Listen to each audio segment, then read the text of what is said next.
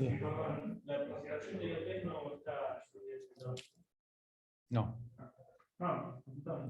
ahora la voy a subir. Ahora tiene Juan. Bueno, arrancamos. Recordemos dónde estábamos.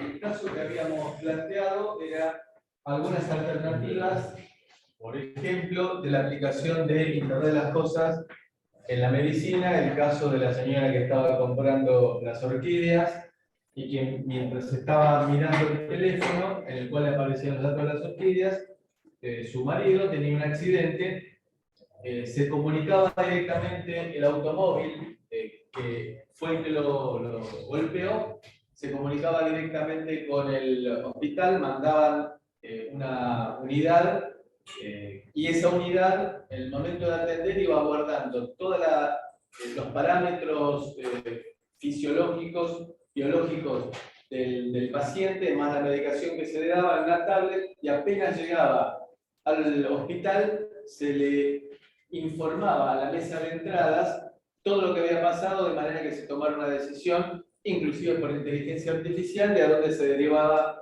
al paciente, si a una sala de cuidados intensivos, una sala común o lo que fuera. Y al mismo tiempo se le avisaba, y ahí a donde habíamos llegado, a sus familiares de que había tenido un accidente pero que estaba bien. Es decir, que no había tenido ninguna ulterioridad la situación, el evento. Hasta ahí habíamos llegado en la clase pasada. Vamos a avanzar un poco hoy con el tema. Se puede utilizar también, aquellos que sean fanáticos de Viaje a las Estrellas, en Star Trek, que el médico de la tripulación tenía un aparatito que se lo aproximaba a los habitantes de la nave, a los tripulantes de la nave, y hacía un diagnóstico. Y eso existe hoy en día, es una versión del tricorder, por supuesto actualizada, y que ya permite determinar por proximidad y con transductores apropiados hasta 34 enfermedades distintas. Simplemente es un comentario. ¿Para dónde estamos tendiendo? ¿Cómo comenzó todo?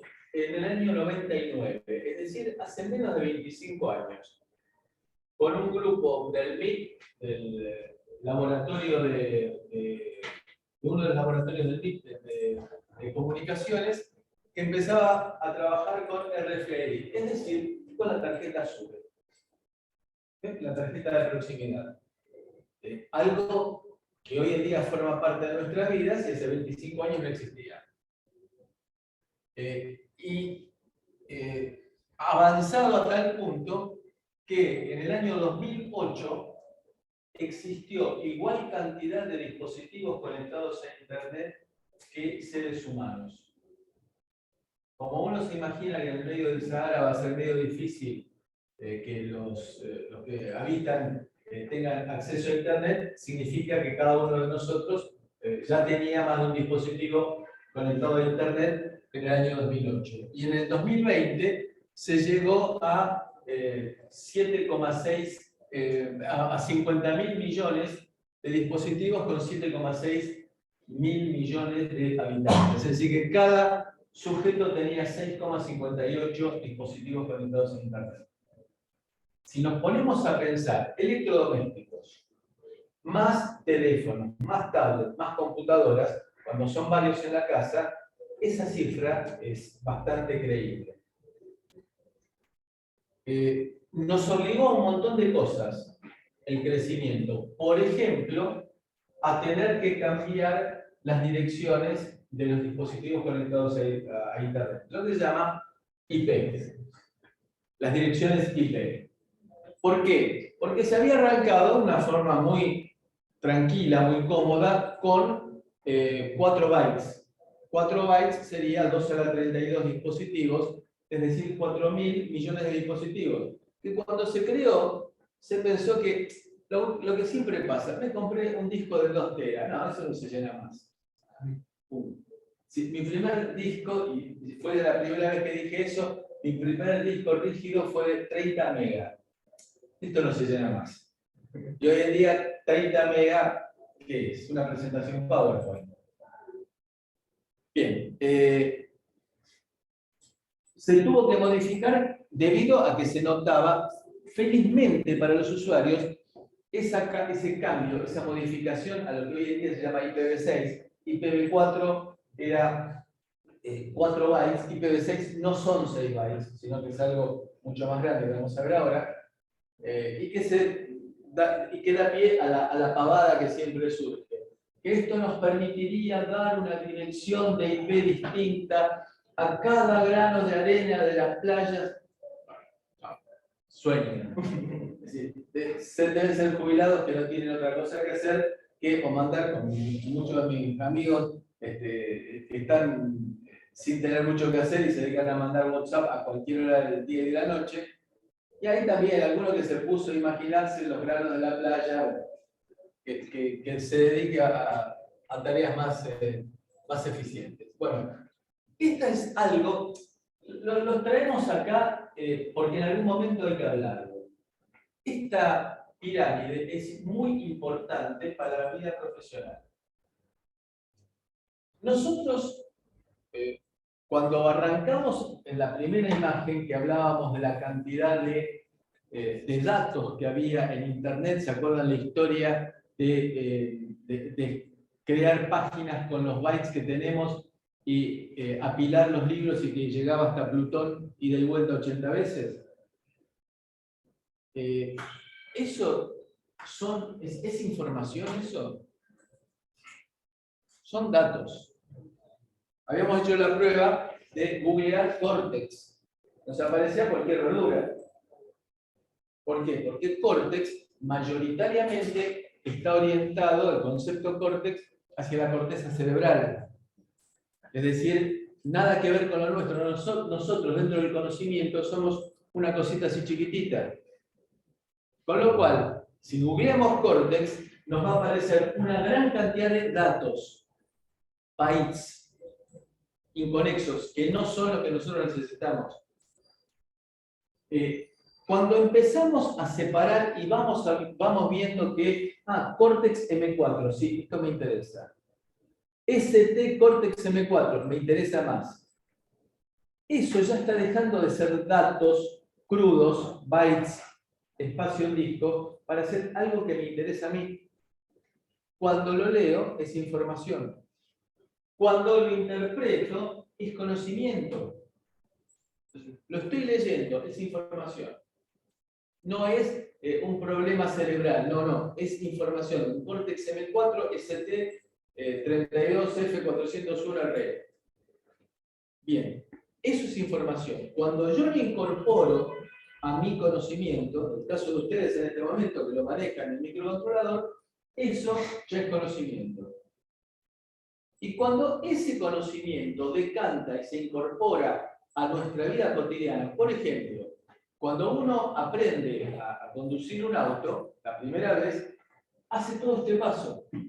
Y cuando llega a lo que sería la sabiduría, wisdom, sabiduría, es cuando uno ya automáticamente se sube al auto y no tiene que estar pensando. La primera vez que yo salí a la calle, recuerdo que tenía que estar primera, bueno, ahora segunda. No, bueno, cuando uno ya lo incorpora y lo hace en forma automática, eso es sabiduría. Bueno, por supuesto, manejar un auto no es ninguna sabiduría, pero quiero ponerlo como ejemplo de cuando uno internaliza y lo incorpora a su vida cotidiana y a su ser, eso que empezó siendo datos. Esto es importante para tratar de entender los procesos de incorporación de conocimiento. Incorporar, por ejemplo, y por eso insistimos, las buenas prácticas. Cuando nosotros vamos incorporando las buenas prácticas, vamos subiendo en esta pirámide. Bien. Internet está lleno de datos. Y ojo que nosotros estamos viendo, con Google, estamos viendo la cuarta parte de los datos que hay en Internet. Ustedes saben que hay otros 3/4 del conocimiento que hay en Internet en una parte que está escondida, lo que llaman la Deep Web, en la cual uno puede encontrar desde cómo construir una bomba neutrónica hasta cómo plantar cannabis. Entonces, la cantidad de cosas que uno puede encontrar. Prácticamente todo existe en Internet. Lo cual nos obliga a los docentes a tener que ser un poco más creativos, como para tratar de capturar la atención de ustedes. Porque si seguimos con la misma metodología que hace 100 años, bueno, evidentemente, ustedes tienen otra existencia. Ustedes viven en TikTok. Es decir, un mundo de flashes, un mundo... Bueno, esa es la realidad. Es decir, no podemos pretender que ustedes continúen con la tradición de estudio que tuvimos nosotros hace 50 años. Con lo cual, bueno, requiere, todo está en Internet, realmente está todo. Simplemente hay que ordenarlo. Con respecto a eso, lo que estuve haciendo mientras ustedes estaban trabajando fue ordenar, y ustedes se van a encontrar en el aula virtual que están todos los videos de clase ordenados en forma cronológica y con contenido. De manera que no tengan que empezar a buscar adentro de cada uno de los capítulos, y quizás les resulte más fácil. Bueno, el orden es imprescindible para poder manejar toda esa enorme cantidad de datos que tenemos disponibles. El primer, para contar una anécdota y cortar un poco la clase, justamente para tratar de resetear la atención y empezar otra cosa. La empresa más grande de electrónica que hubo, de venta de componentes electrónicos que hubo en la Argentina, se llamó Elco. Fue enorme, gigantesca. Empezó, y ahí también un comentario aparte para mostrar mi habilidad para detectar negocios a lo largo de toda la vida. Uno de los dueños de esa empresa fue compañero mío de facultad. Y un día me dice, mira, estamos armando una empresita de venta de componentes. ¿No te interesaría a vos? No, mío, me interesa otra cosa. Es siempre visionario para los negocios. Bueno, ¿en qué se caracterizó esa empresa? Hasta ese momento había había algunas compañías de venta de componentes, pero eran muy selectas y muy estrictas. Era que uno necesitaba 2 resistores, y no, menos de 10 no vendemos. Bueno, esta gente cambió la mecánica y si uno necesitaba la banda dorada de un resistor de 4K7, iban y se lo cortaban y le entregaban la banda dorada. Vendían en forma individual. Y después, el gran negocio no fue de ellos, sino de la fotocopiadora que estaba en la esquina. Es decir, ellos vendían componentes y tenían una enorme cantidad de manuales. Entonces, lo cual, quiero ponerlo esto como cambio sustancial a lo que es hoy en día. Ustedes entran en Google y encuentran la hoja de datos del ST401RE, la descargan, la imprimen o la leen o la guardan en un pendrive. En ese momento era agarrar el manual, fotocopiar en la esquina y volver. El negocio lo hacía la fotocopiadora. Trabajaba a raudales. Bueno, hoy en día todo eso no existe. Es decir, ¿ustedes saben lo que era recibir, por ejemplo, los manuales de Analog Devices o los manuales de Intel? Los manuales de Intel ocupaban como 1 metro de la biblioteca. Tener los manuales de Intel era sacar pecho, era qué importante que soy, me mandaron los manuales de Intel. Por supuesto que después aparecía la argentinada de aquel que pedían los manuales y no necesitaba para nada, o aquellos que pedían componentes para hacer la producción bien argento, pedían los componentes, a cada uno de los integrantes de la empresa le hacían pedir muestras y con eso producían, y así hemos logrado una fama internacional que les puedo asegurar que es impresionante. Somos, por supuesto que somos. Resumen, entonces, hoy tenemos una enorme cantidad de datos. ¿Cómo los procesemos? Es lo que nos va a permitir llegar a información. Bien, ¿para qué se necesita Internet de las cosas? Por empezar, necesitamos traductores para prácticamente todo. Hay una empresa que es la que insistimos, que marca hitos, hay otra, ¿no? pero la que históricamente marcó hitos en transductores es Honeywell.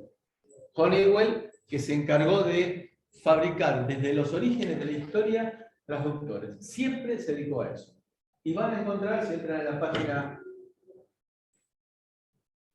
de la empresa, se van a encontrar que tiene transductores para cualquier cosa. Absolutamente cualquier cosa. Y a su vez, y acá nos aparece, la necesidad de transmitir esos datos. ¿Y qué significa transmitir esos datos? Significa tener algún mecanismo que sea útil, piola, fácil de transmitir. Y ahí entramos en el mundo inalámbrico.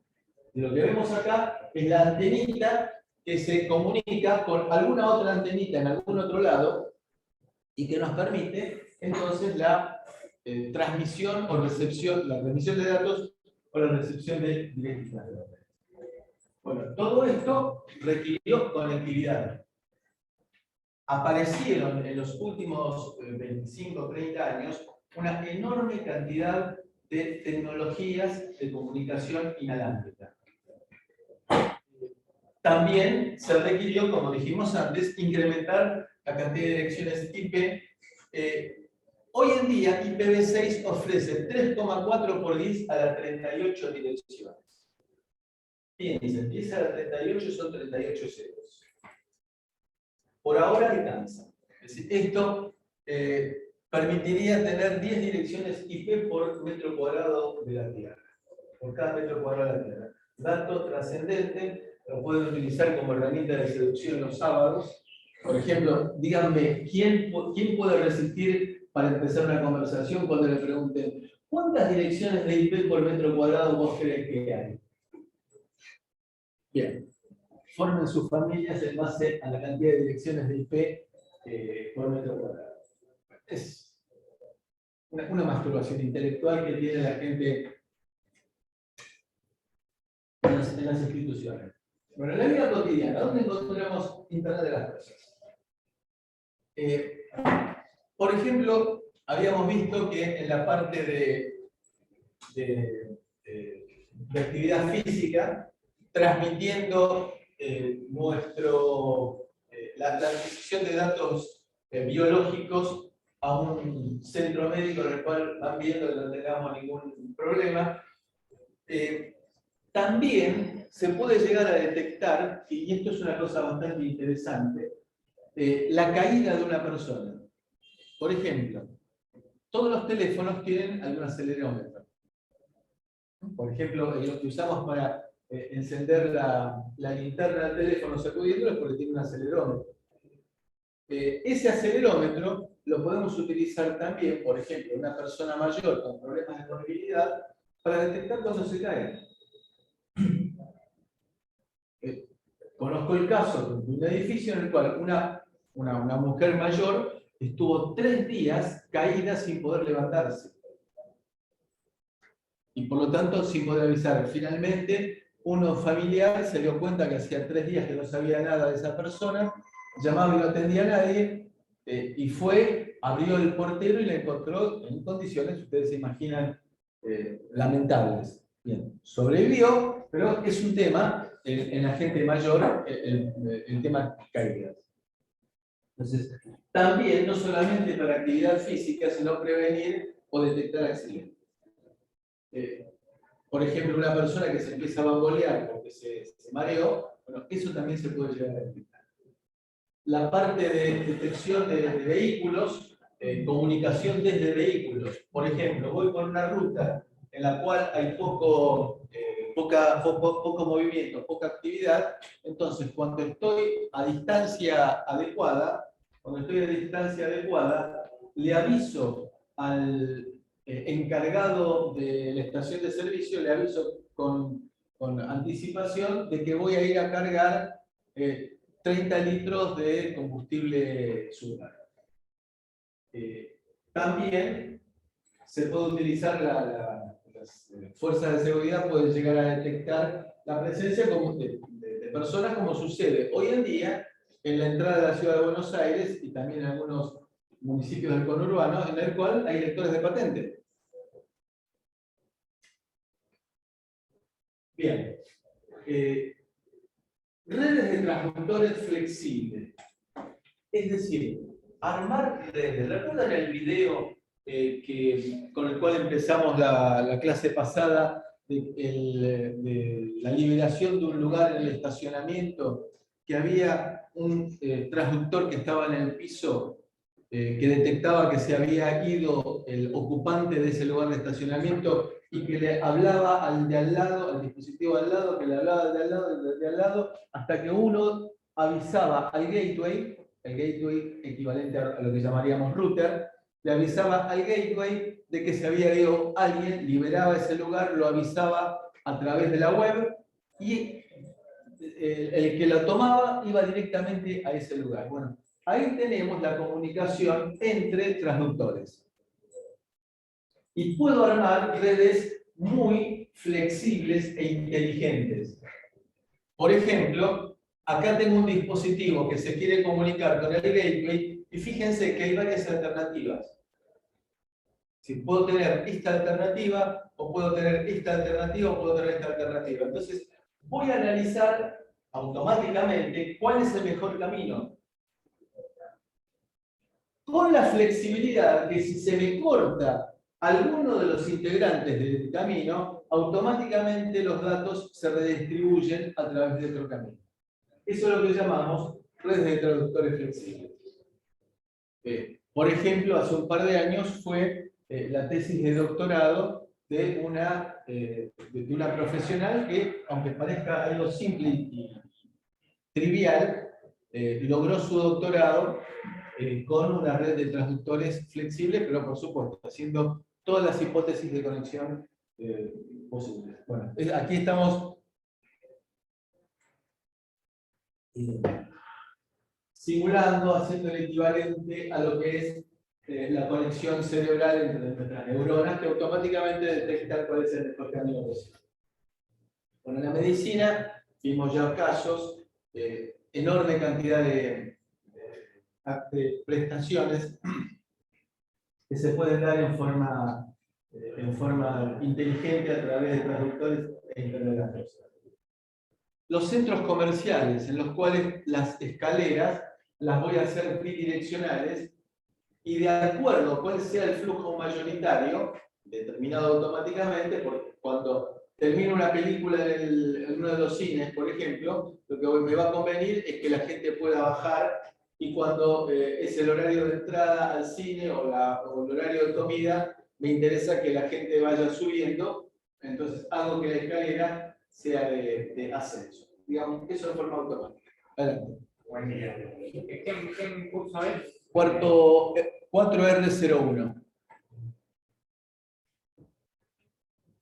¿R directo de 4001 es? Sí.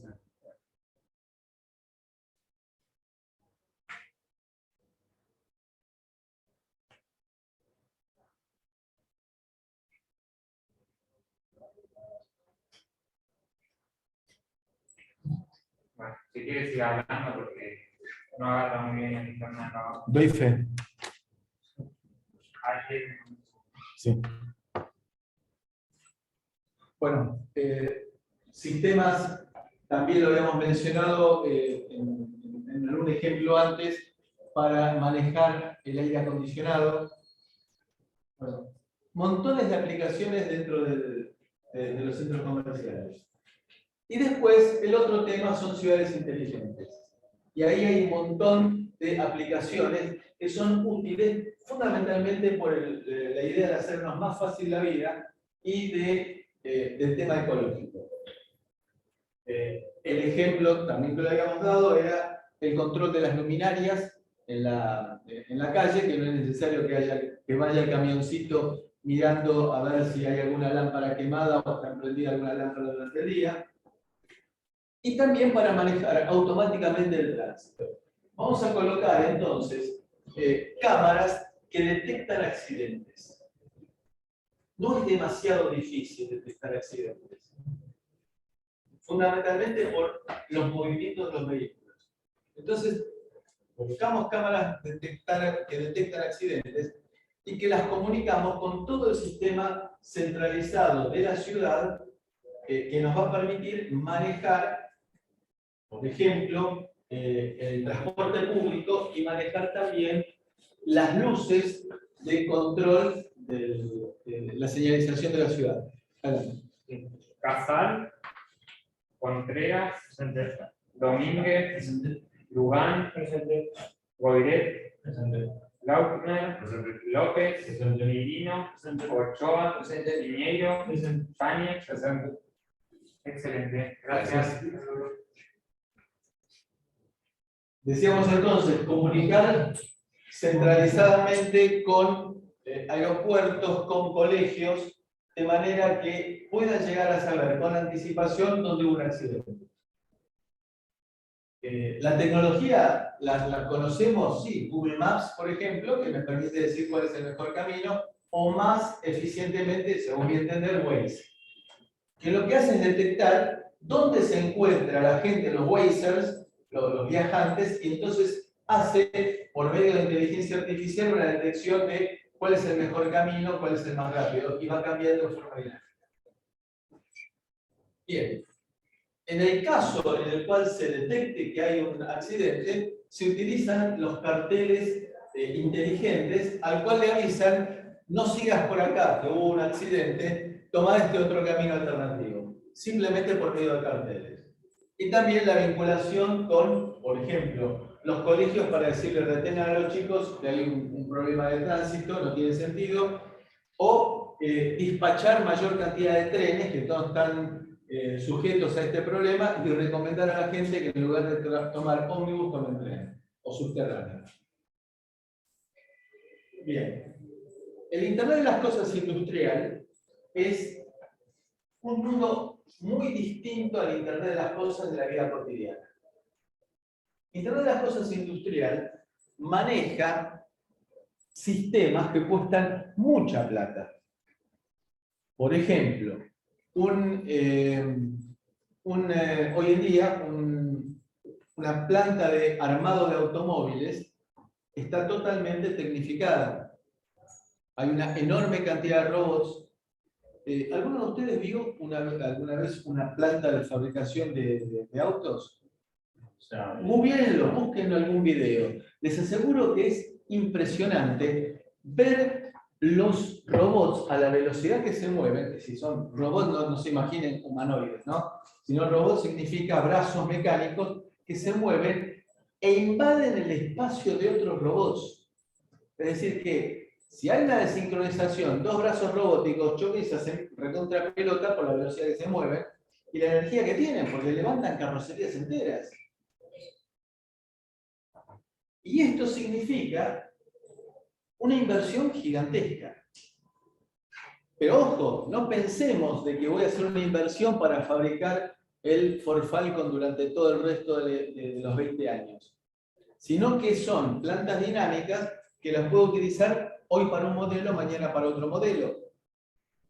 Y actualizarlas. Pero son grandes inversiones.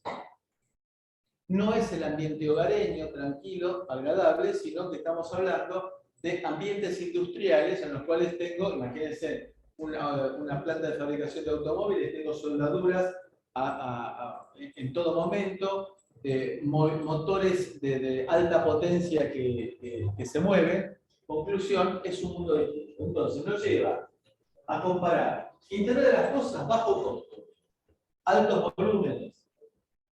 Aquí estamos hablando, bajo costo no. Altos volúmenes para Internet industrial, no. Un solo tamaño, no. Múltiples tamaños porque es variable de acuerdo con lo que quiera producir. Interacción con los humanos, no.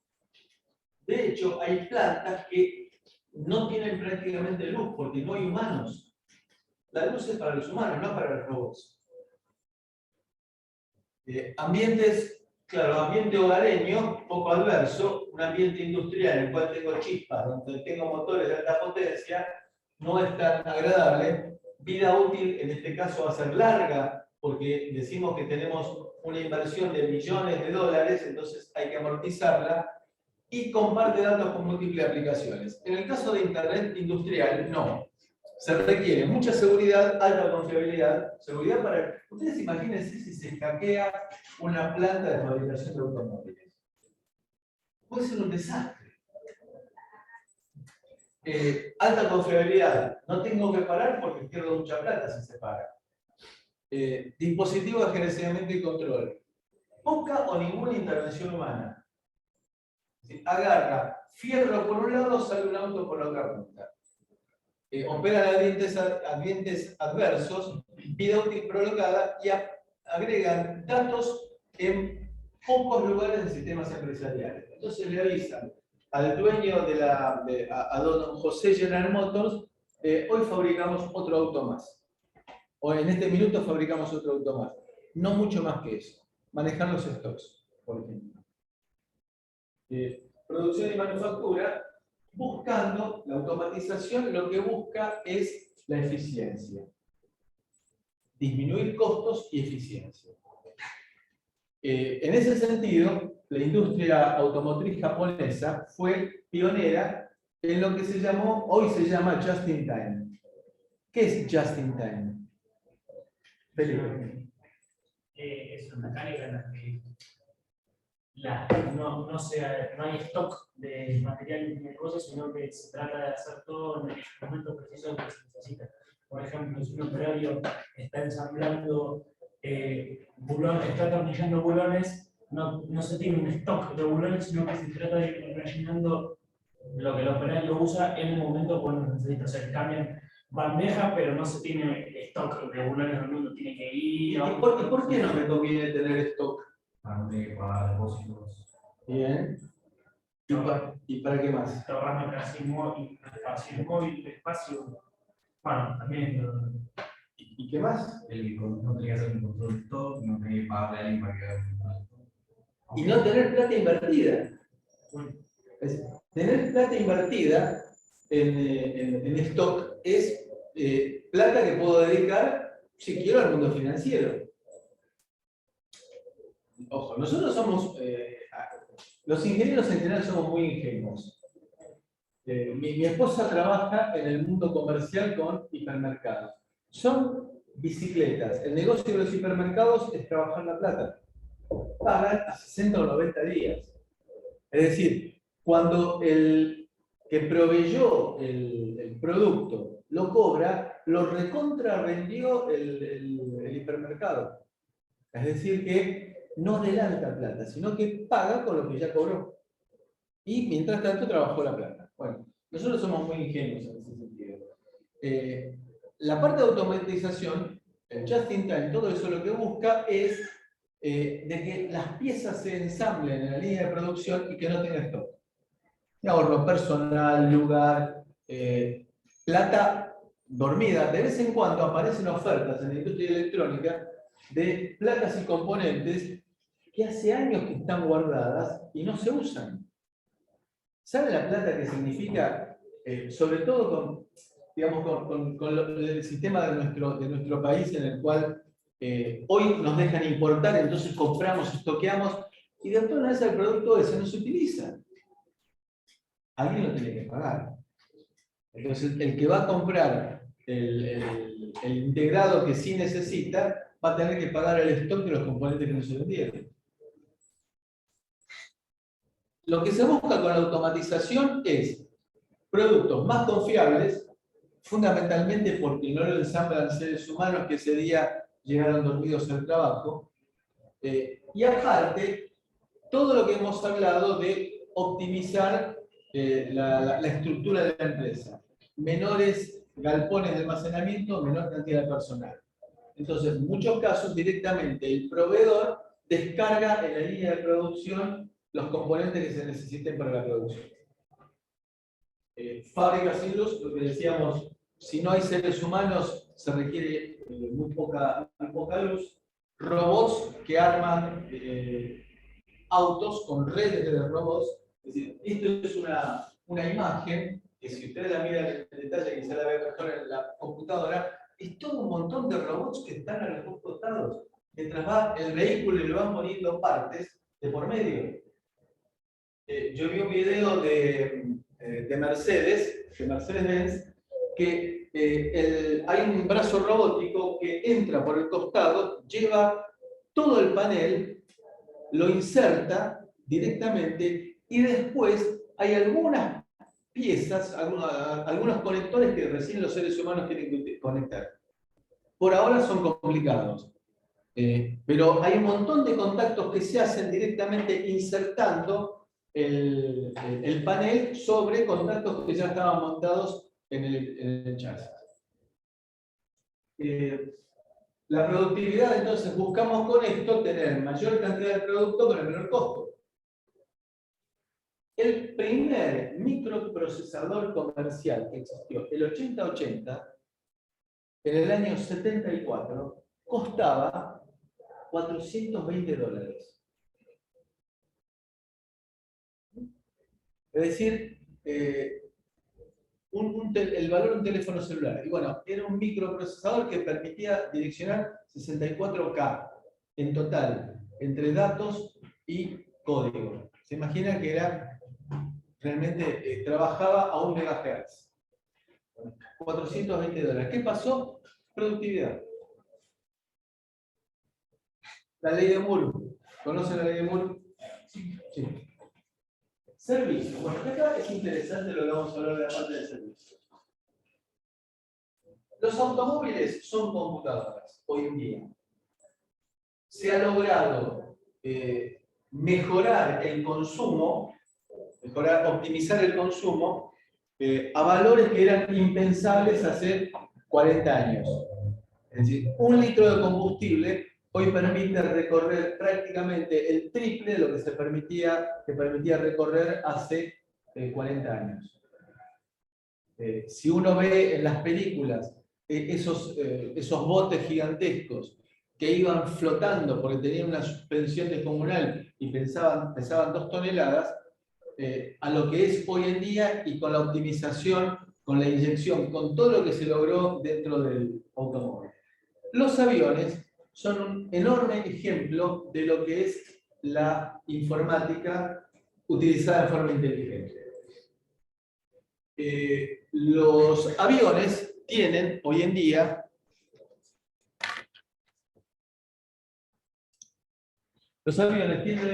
una enorme cantidad de datos almacenados.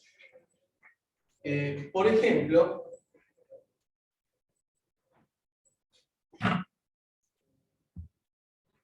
General Electric Aviation hace turbinas para aviones desde hace un montón de tiempo. Incorporaron transductores, palabra mágica, de manera que analiza el funcionamiento de las partes y, cuando detecta alguna anomalía, avisa al aeropuerto destino, preparen tal repuesto porque la turbina 4 del Boeing número tal está teniendo un problemita. ¿Qué logramos con eso? En primer lugar, aumentar la confiabilidad porque no va a volar con una falla.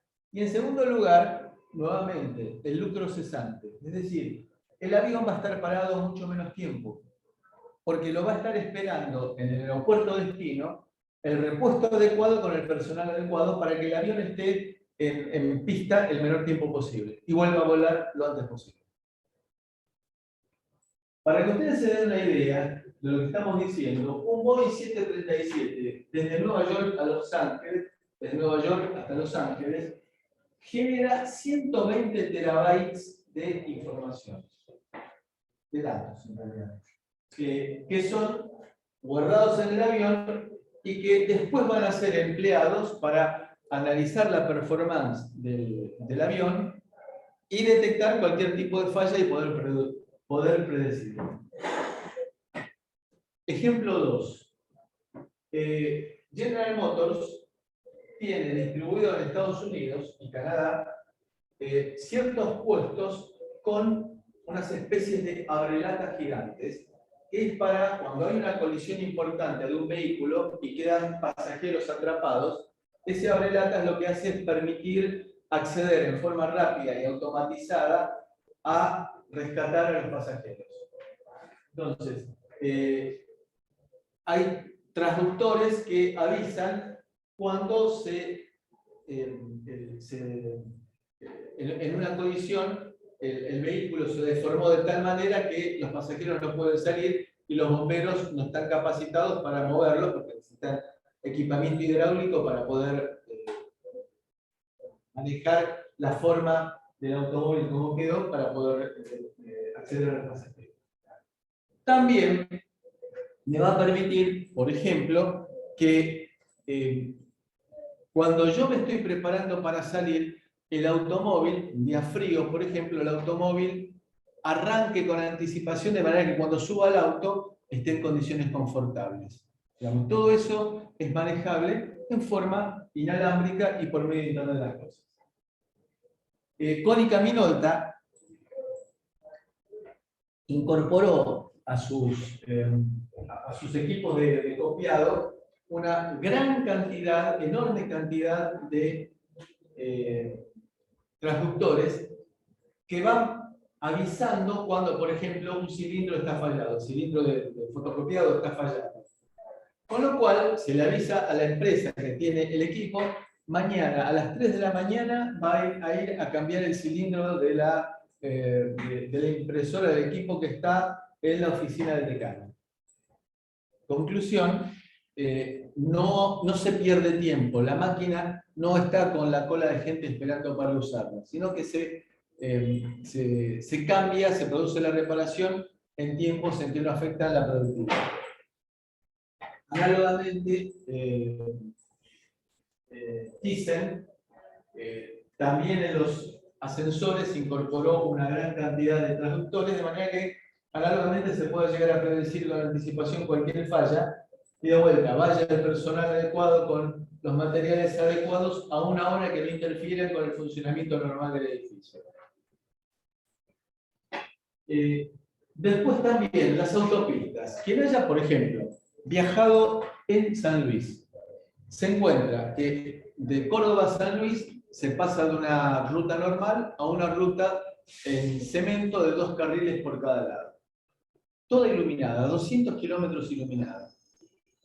Se alcanza a ver desde los aviones, se alcanza a ver maravillosamente el recorrido de toda la autopista. Bárbaro. ¿Cuánto tránsito hay? Yo la he recorrido de noche. No veía a nadie, ni adelante mío, ni atrás mío, ni en sentido contrario. En el siglo XXI, ¿se justifica tener tal cantidad de energía eléctrica desperdiciada en la iluminación? ¿No sería mucho más lógico que se me fueran encendiendo las luces 1 kilómetro para adelante para que yo vea bien y 300 metros para atrás? Bien. Esa es una aplicación también de Internet de las Cosas, en el cual aviso, me estoy moviendo, vayan prendiendo las luces. Otro tema interesante, los ferrocarriles de cargas.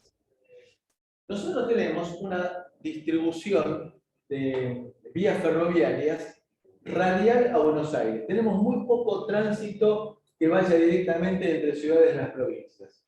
Fue pensado para salir por el puerto de Buenos Aires, los productos que venían del campo. Ese fue el origen en el siglo XIX y siglo XX. Con lo cual, puede ser que un vagón de cargas del ferrocarril Roca aparezca en Retiro o aparezca en José León Suárez. Porque se produce cambio, hay lugares de cambio. Prácticamente todos los ferrocarriles tienen puntos de intercambio. El Roca tiene un ramal que va desde Temperley hasta Aedo.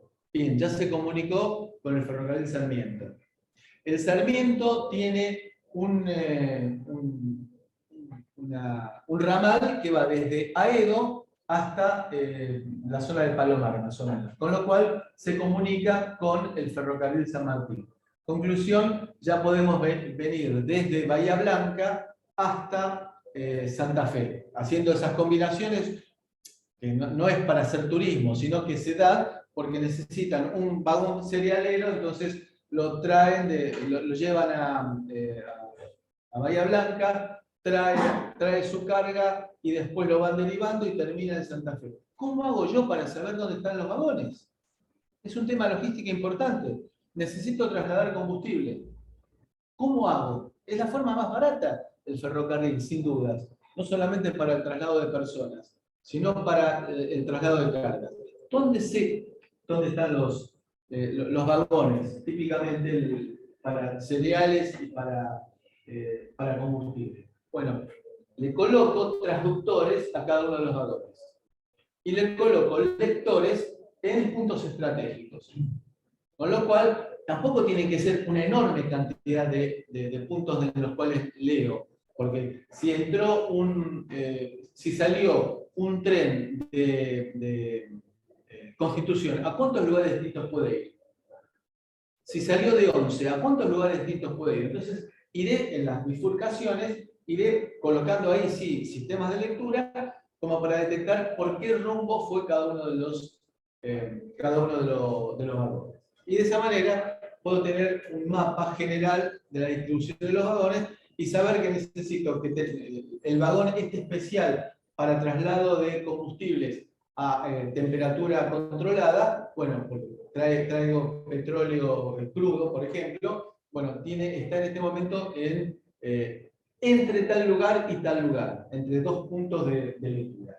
Se requieren transductores que a distancia suficiente, pensando que los vagones son mayoritariamente metálicos, a distancia suficiente, sin que haya contacto físico, pueda avisar pasó tal vagón. Lo mismo que pasa en las estaciones del subte.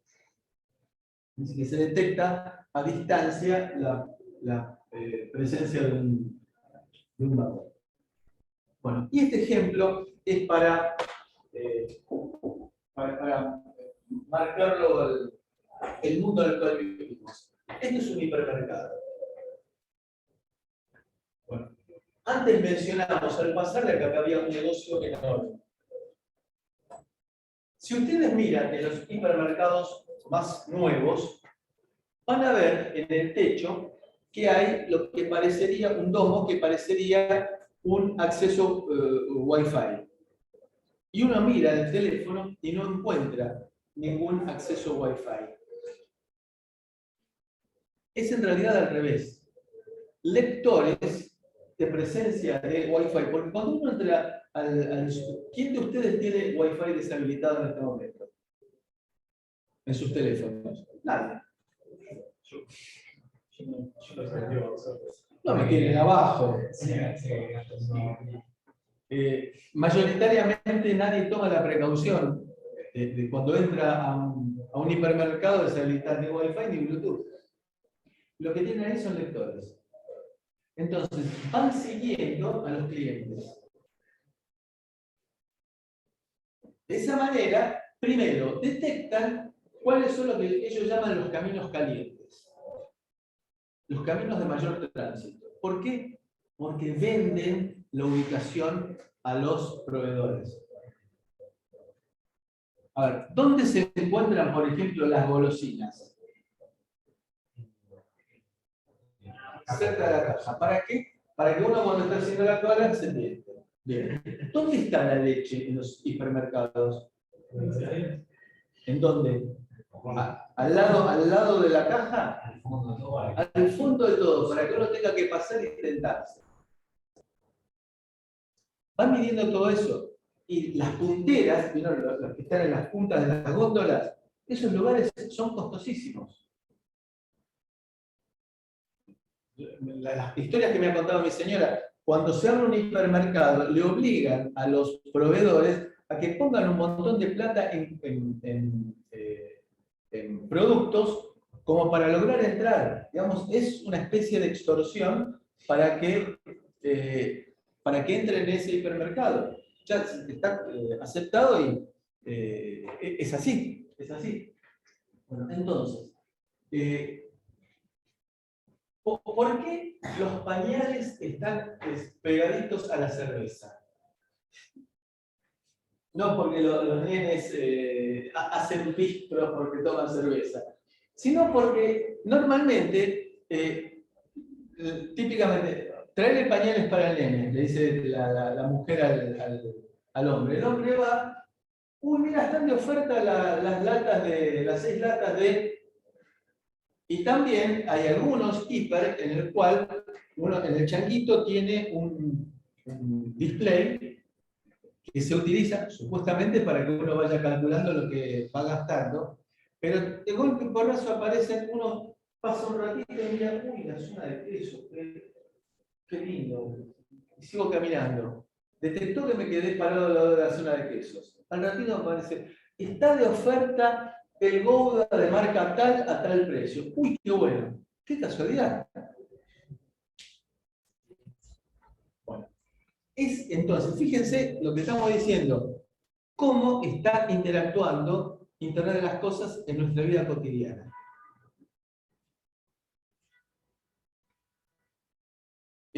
También para la utilización de la generación y distribución de energía. Hay países en los cuales tienen una matriz energética compleja. Por ejemplo, España. He visto en España que a la mañana temprano en la televisión, junto con el pronóstico del tiempo, dicen el costo del kilowatt hora hoy es de tanto.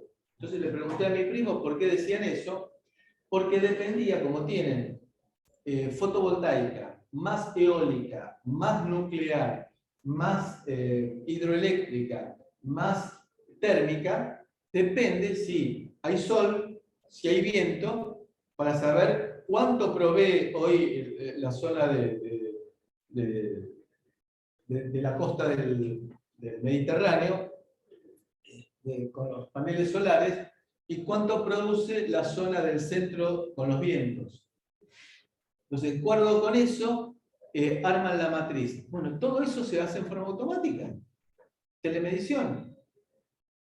Determinan con el pronóstico de cómo va a estar el día hoy, determinan, y la medición determinan cuál es la matriz energética. De esta manera, logramos, hoy decir, por ejemplo, gastamos menos combustibles fósiles porque hoy tenemos buen sol y buena brisa para mover los molinos. El negocio de la conectividad es importantísimo. Y acá nos aparecen algunas empresas que tienen sentido porque ya las hemos mencionado. Por ejemplo, Toyota, Volkswagen, Honeywell, que dijimos que era la que se encargaba de fabricar transductores, Audi, Sony, pero nos aparecen algunas medias raras. Por ejemplo, ¿por qué nos aparece acá Coca-Cola? ¿Por qué aparece Heineken? ¿Los años de las empresas? O sea, dentro de la fábrica. Sí, seguramente que sí, pero para el consumo. Pero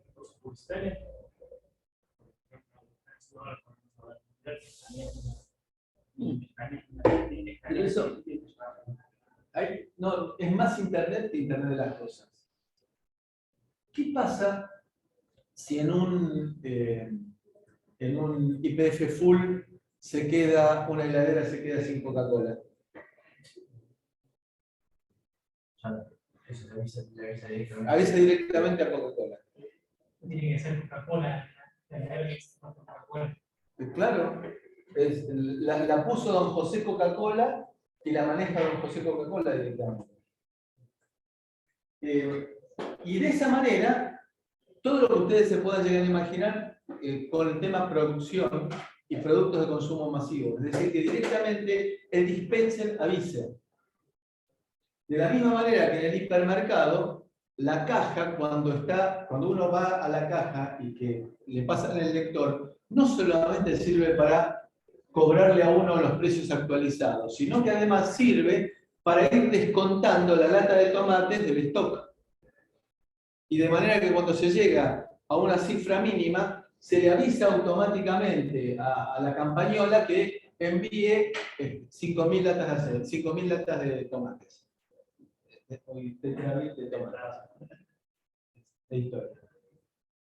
¿Bien? Y eso se hace sin intervención humana.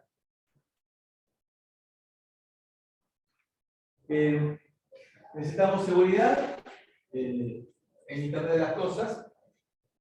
Hay ciertas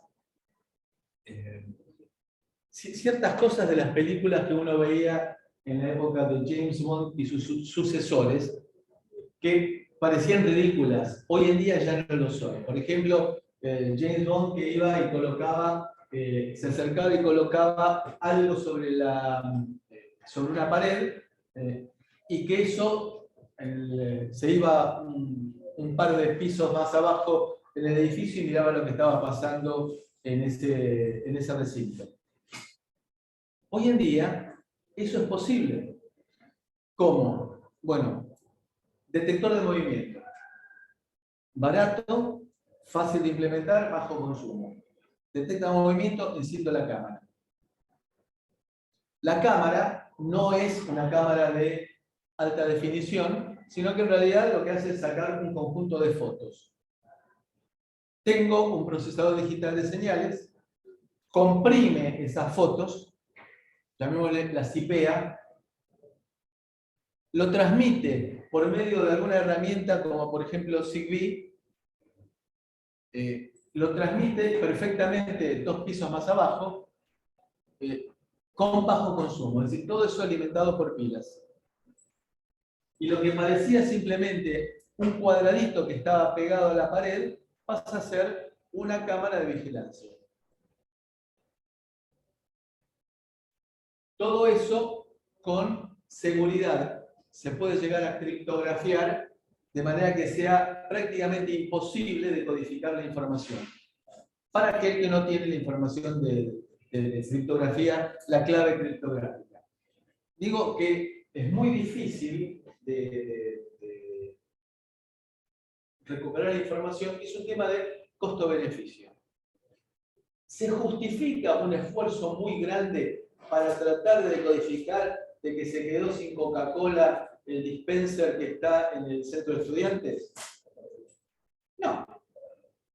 Ahora, si tengo información sensible, o de un banco, o de actividades de espionaje, caramba, ahí sí me interesa.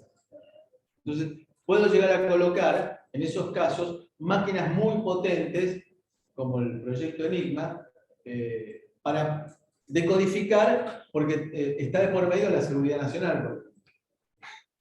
Entonces, el futuro de IoT es en la vida cotidiana. Y vamos a hablar, para terminar esta parte, con las distintas formas de conectividad. Vamos a tener Wi-Fi, Zigbee y Bluetooth en lo que vamos a llamar Personal Area Network, PAN. Estas son conocidas por ustedes. Quizá la que menos conozcan sea Zigbee, pero seguramente son usuarios de Wi-Fi y Bluetooth. Y ahora van a venir siglas distintas. LoRa, Long Range, Sigfox, que es equivalente a LoRa desde el punto de vista conceptual, pero la gran diferencia es que en LoRa yo puedo hacer mi propia red. Si yo puedo ir a mi instancia y armar mi propia red para detectar dónde están las vaquitas, no tengo que depender ni de Movistar, ni de Claro, ni de Personal, ni de Sigfox. Sigfox hace redes cerradas. Algo similar a lo que hace Apple en computadoras. Es decir, la gran ventaja entonces que me da LoRa es que está muy distribuida, tengo muchos proveedores y existiendo una normativa que se llama LoRaWAN, voy a poder conectar un componente de la empresa A con otro componente de la empresa B si ambos cumplen LoRaWAN. Precaución, que eso lo vamos a entender más adelante, si el producto me dice que es compatible con LoRa, caramba, no dice LoRaWAN, no es que se olvidaron, sino compatible con LoRa significa que es compatible eléctricamente, no funcionalmente. No respeta el ISO-OSI del LoRaWAN. ISO-OSI, ¿saben qué es? ¿Sí? Lo han padecido. ¿Sí?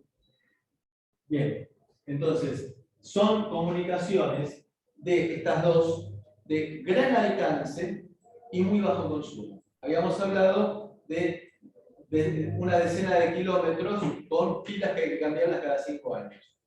De vuelta, ¿es para transmitir Netflix? No. ¿Es para transmitir audio?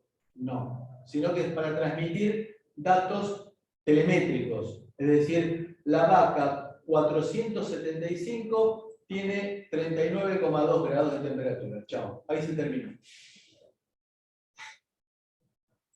Estos tres, GPRS, LTE, es lo que se llama Low Power Wide Area Network, red de amplio alcance y de bajo consumo.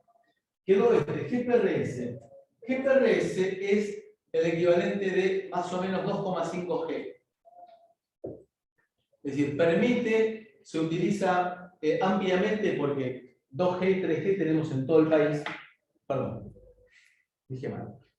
2G y 3G está en los lugares que hay antenas, está 2G y 3G.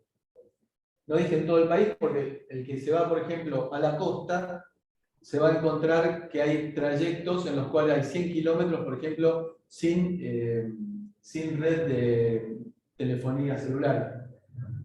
En la ruta 11, por ejemplo, lo he padecido y he sufrido con mis hijas, desde Dolores hasta Madariaga no hay señal. Y hacer seguimiento, cuando hay algún familiar viajando, se pone un poco uno nervioso. LTE es la tendencia actual, que es utilizando un pedacito de 4G. Con lo cual, eso es lo que se utiliza, por ejemplo, cuando habíamos hablado de los medidores domiciliarios de agua y de gas, utilizamos, por ejemplo, la red celular con dispositivos 4G de bajo consumo, para no tener que ir a cambiar las pilas todos los meses. GPRS, como es 5G de la década del 90, consume lindo. Entonces, no tengo problema de instalar en un camión la localización, transmitir la localización por medio de GPRS, porque total lo alimento con la batería del camión. Pero si yo lo quiero para un equipo que va a estar alimentado con pilas y que quiero que tenga una autonomía de años, no sirve. ¿Alguna pregunta?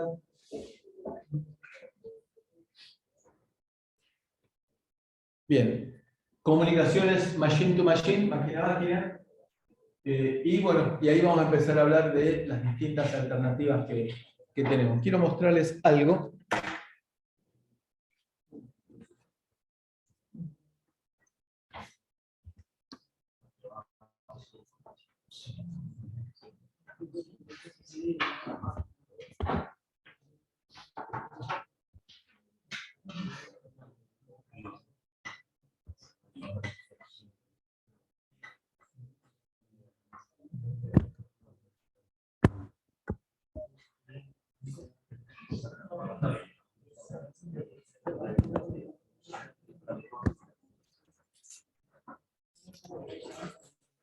Para terminar esta parte,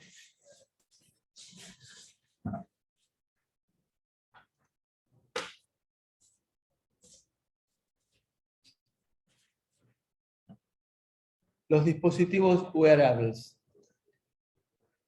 Google Glass fue un intento de Google de colocar una camarita y una pantalla en un anteojo, como para que uno pudiera tener conectividad cuando se estaba moviendo, sin tener que estar destruyéndose las cervicales mirando para abajo permanentemente. Es un problema serio, no es chiste, ¿no? No es chiste. También los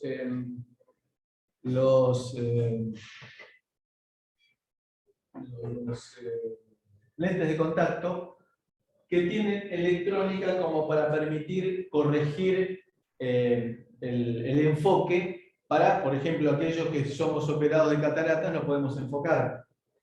Entonces, esto permitiría, cuando yo dirijo la visión a un objeto, automáticamente mide la distancia de ese objeto y cambia el espesor, ajusta el espesor de la lente de acuerdo con la distancia. Digamos que aumenta o disminuye en la parte central, aumenta o disminuye buscando enfocar. Ojo, pensemos que esto tiene que estar alimentado y en el ojo, ¿eh? ¿Cómo funciona así que está alimentado? Y alimentado porque si va a producir. Yo digo, ¿cómo se alimenta? Digo. No es Batería. Pero va a tener algo de líquido en el ojo. Yo no me imagino que sea así, me imagino más que se cargue algún capacitor que le permita alguna autonomía. Es experimental. Y de vuelta, recuerden que en este momento nos resulte difícil de entender, no significa que el día de mañana no sea algo cotidiano. Y miren esto. Esto es.